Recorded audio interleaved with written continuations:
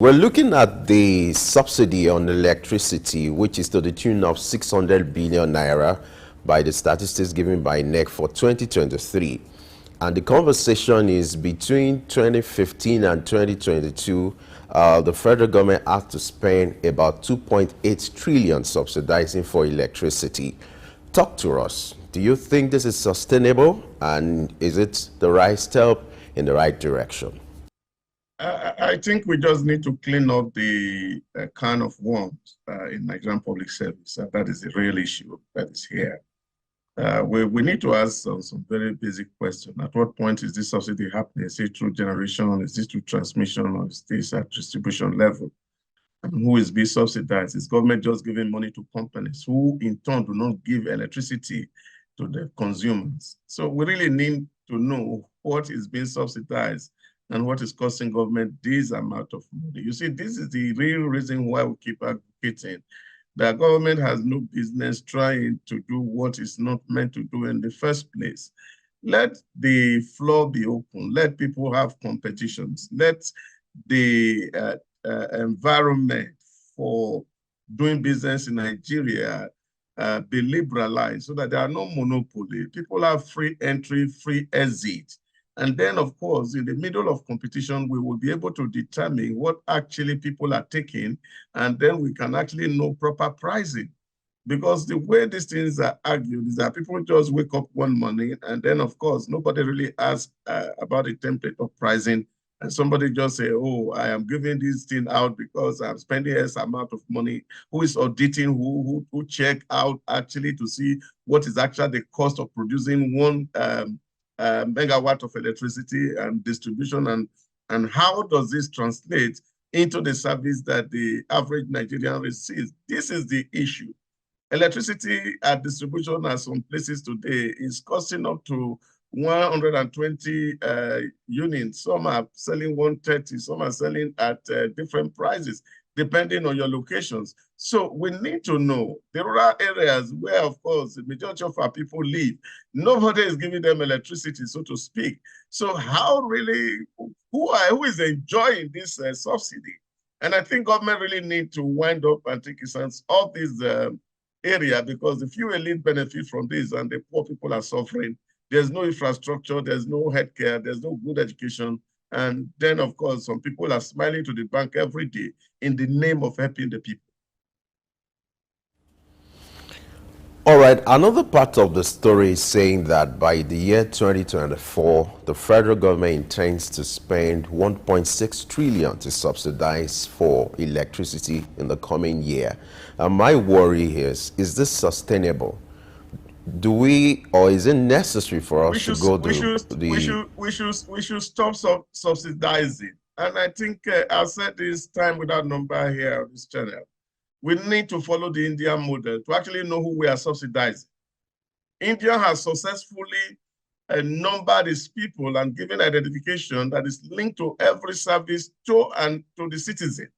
And by that, they were able to establish who were actually poor in society that need government support and help. And then, of course, they were able to channel subsidy in cash to these people to be able to buy the service they want and at what rate they want it. Now, I think that's the road to go, because India was at our level in terms of pumping money into subsidies that was not helping their economy.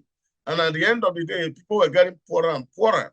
But since that national identification scheme done by India and connecting this thing and opening up bank accounts for the very poor in India, India is now self-sufficient in terms of electricity generation, electricity transmission and distribution. And they are even feeding about 3 nations around them with electricity, and they are making good profit out of it.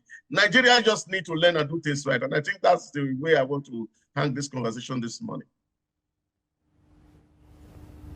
All right, I agree with it to do things right, but I think that it has to be gradual at this stage, not to become so much of a burden, like I said earlier, on the masses, because take it or leave it. By the time that subsidy is removed, the discos want to transfer that burden directly to the consumer, and it's going to apply to all categories. You see, I know they have different categories, depending on the area, the location you live in, that determines the number of hours of electricity that you get.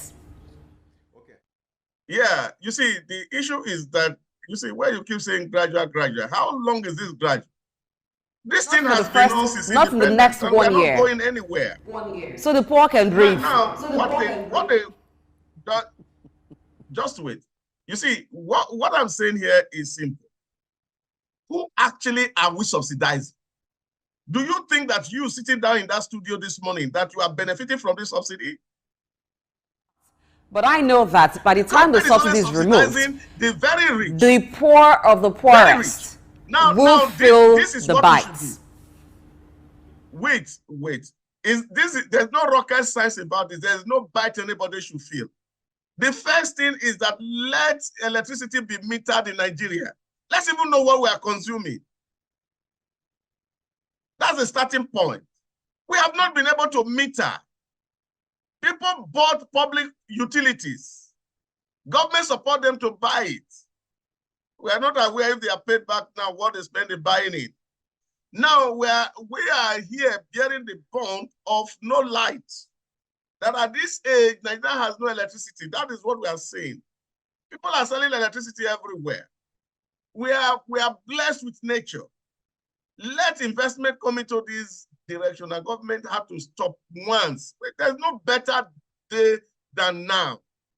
What I'm advocating is that the really very poor in the society can be identified. India has done it. 1.3 billion people were registered in 8 years. Nigeria can register its citizens. Let's know who is actually poor, who cannot buy electricity, and know who to subsidize. And then not feeding the already very wealthy elite with your so-called subsidy, and the very poor who are living in the rural areas, who have no access to electricity, no access to good road, no access to hospital, no access to education. These people can be taken care of. And I think this is what the function of government should be, mediating the struggle between the very rich and the poor. Here, the poor are grinding down to poverty, and the rich are becoming richer because government is funding only the rich. And there is no incentive that goes to the man who is in the poor, who is in the rural area, who is driving the growth for the Nigerian economy, providing food for the people living in the urban center. They are completely neglected. They are not within the radar of government. And all you talk about is that we have to slow down so that there will be no assets transfer to the poor. Who is the real poor here we're talking about? And who is bearing this brunt? That this cannot happen. All you talked about, having data, identifying the poor, cannot happen in a space of, it cannot happen this year. It cannot happen at least for a couple of months. So why don't we allow some time for planning and for all of this to... Since 2013, Nigeria has been trying to register its people. That is over 20 years. And if in 20 years you cannot register your people, somebody know that something is wrong. Now, the real reason why people don't want this to happen is because decisions are not being taken. If you are not drastic as a leader to take very drastic measures to address drastic situation, people will continue to take advantage of you, and we will continue to hide under the pretense that people will suffer. Nobody is going to die. Let us do what is right, and once the right things are done, life will be better for all of us, and therefore, we will not be lining up the pocket of the very few who are benefiting from the government, and then, of course, those who are actually doing the hard work, making sure that life is livable in the economy are taken care of. And I think this, for me, is what it is. Subsidy in Nigeria has been a huge scam, an avenue for the very rich to get more money, and the poor are suffering. I think the conversation here is maybe with the example of what happened with petrol. That can give us a picture of what may be playing out or might likely happen with subsidy that has to do with the electricity. And like he's trying to say, I think the issue is maybe there's a need to beam a searchlight on that sector and investigate and see how transparent it has been. However, your concern about the poor is also something valid.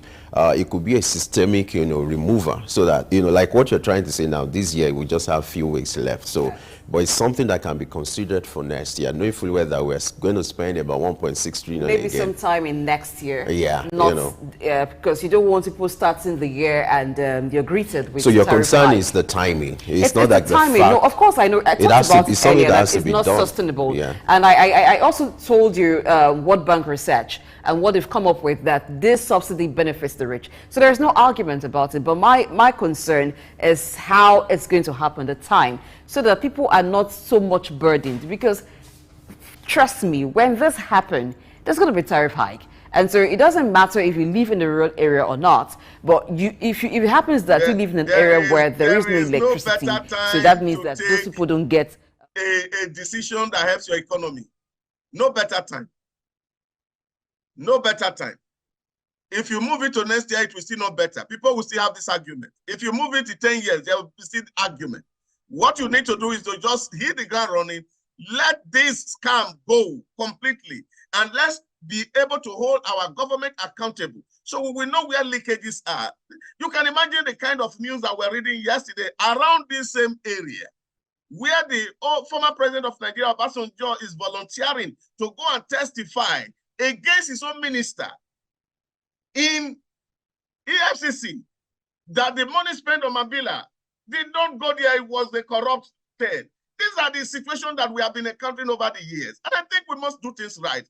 If you leave this open, this lacuna, people will continue to take advantage of the sentiment that they are defending the poor, whereas actually the poor that they so-called they are defending are not benefiting anything from this system. And this is the whole issue. And I think this is what India did. They understood that people were benefiting and they keep using the poor as excuses. But let's even experiment it and let's see, because we can't, this conversation cannot take away the provisions in the budget as we speak. But it's to speak to truth that what we need to do is we must do this right. And if you have to do this right, it will come with some pain. And after some time, it gets stabilized and people get used to it. Right. Interesting. That's great. It's just with the example of the petrol subsidy. Nobody had told that could be done soon, and somebody took that courage. So we just need someone to also take this courage, yes, you know. Hope the willpower to get it done. Is there. All right, let's see what happens in 2024 if this will become a reality. Now, let's move on to the next story. It has to do with the Lagos state government, who has proposed to raise 7 billion naira. We're talking about money. I like this kind of conversation. Maybe it means some will get into your pockets. Maybe legitimately, anyway. Okay. Has proposed to raise 7 billion naira in support of the Lagos State Security Trust Fund. I'm not trying to sing the praise for or commend or just commend the Lagos state government, but it's obvious that in the last few years they've done well when it comes to the issue of security fund, providing the essence of this fund is to provide operational vehicles, issues that has to do with security in the state, and know that the Lagos state government has been doing that over the years. You know, in the past, you used to have this issue of when you call on the security agents for help or there's an emergency, you hear these excuses, there's no fuel, there's no vehicle. But the Lagos state government has been doing that over consistently providing operational vehicles, equipment, and all the things necessary for the security agents to work in the state. And this is coming from the Security Trust Fund. And so the Lagos state government is thinking of committing a sum of 7 billion naira to this fund so that at least it will be able to enhance the security activities in the state. Let me take the conversation to Ida before I have you react to this.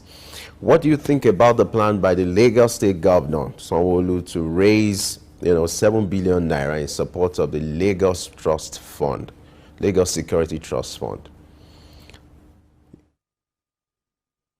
Well, it's a good development from Lagos State.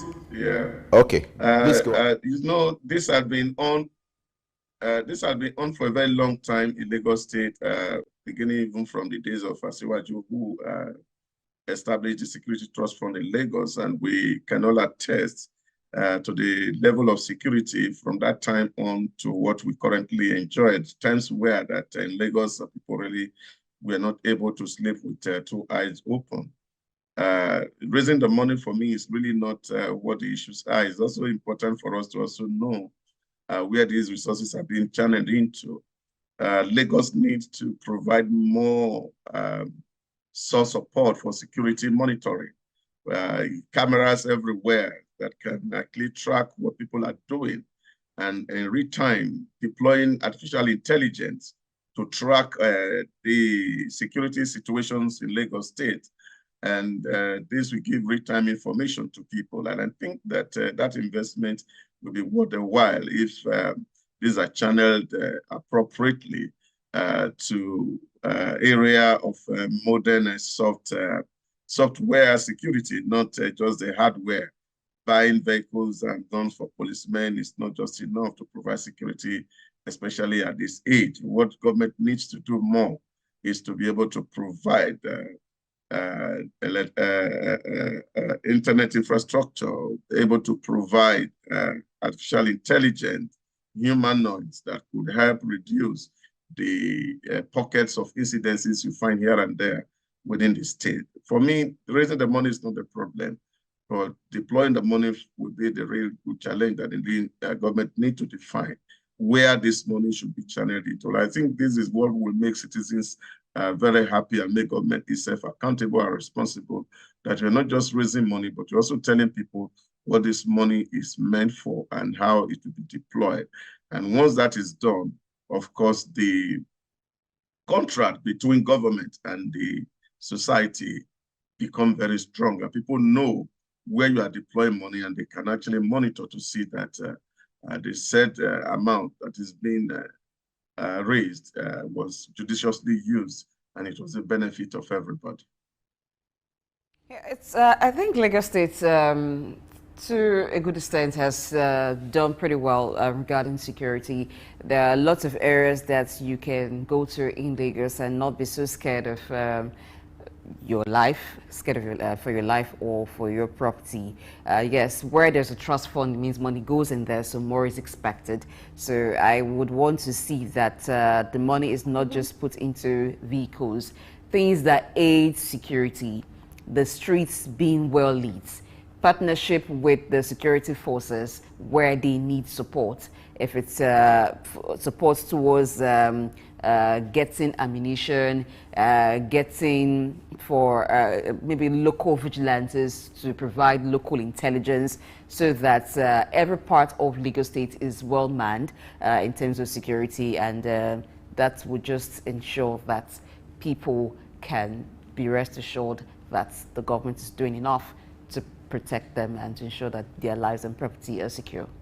You know, as the governor is also preparing to provide additional 300 vehicles for logistics and for their operations, my concern is the level of maintenance as well, you know, maintenance culture as regards those vehicles.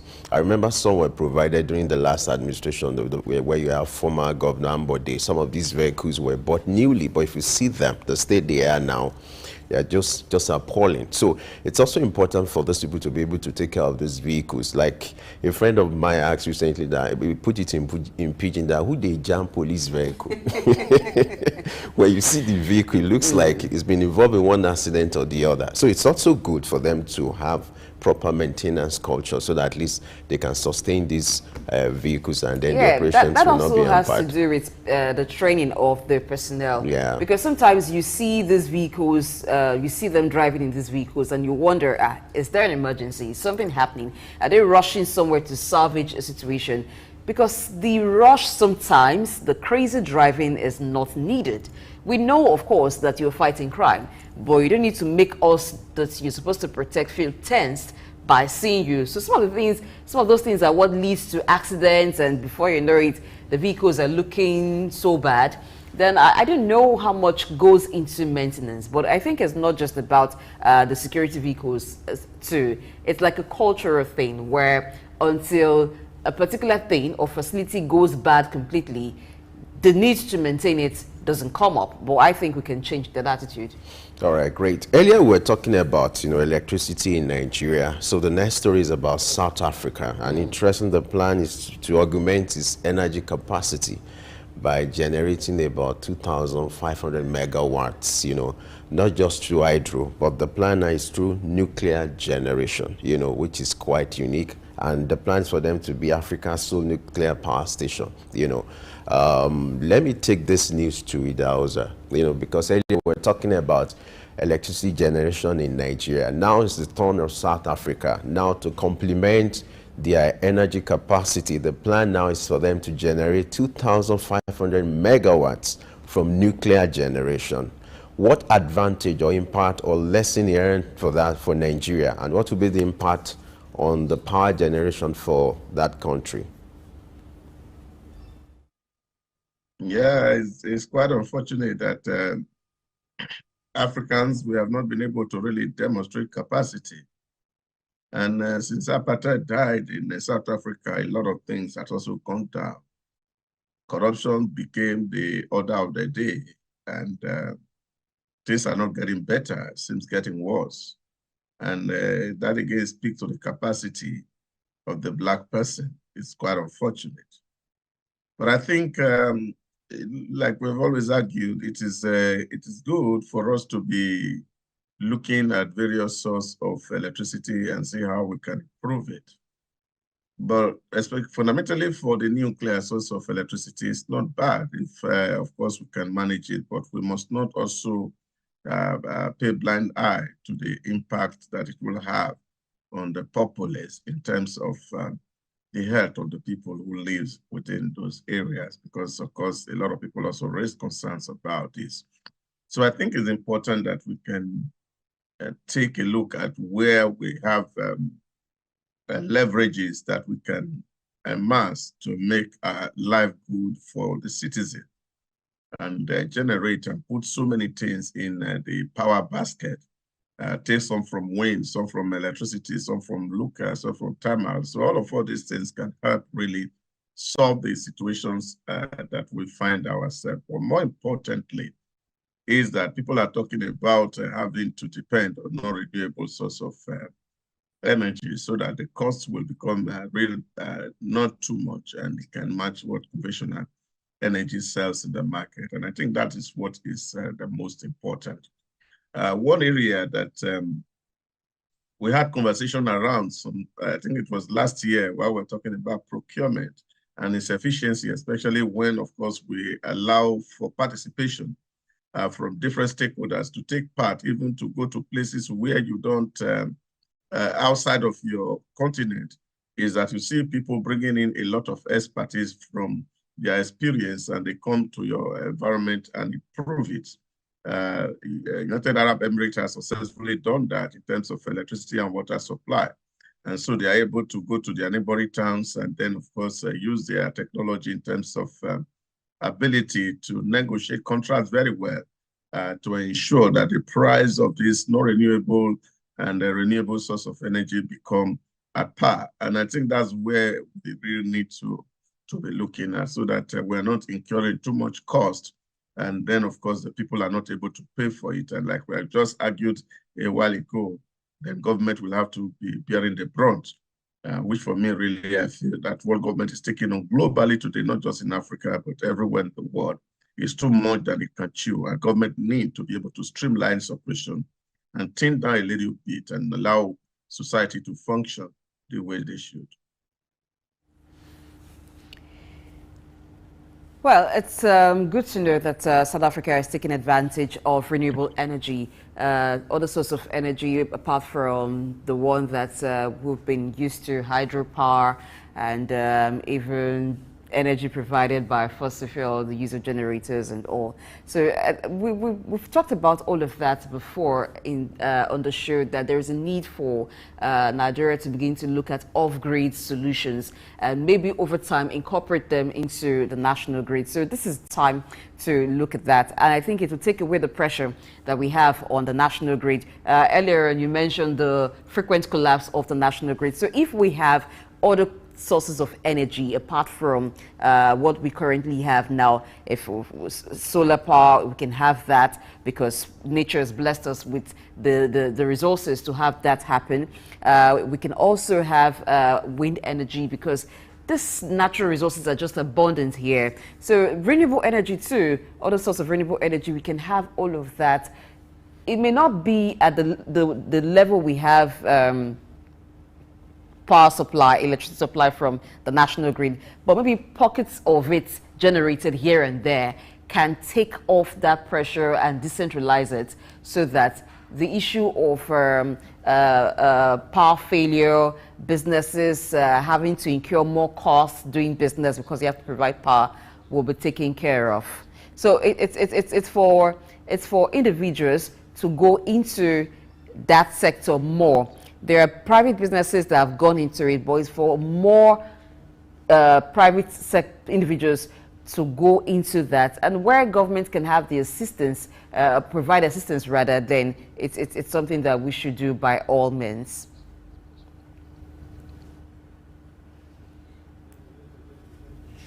So it's something that we should really think of, because the low power that is being generated is not enough. It's not enough at all to serve the entire populace, and then the quality of the power too. So, but if we have this other sources of power generated in different areas, for instance, if you have in Lagos, maybe every local government generating their own power, and it's not actually tapping from the national grid, that means that those who are connected to the national grid can have quality power for a longer period of time, and so the issue of power failure will be tackled.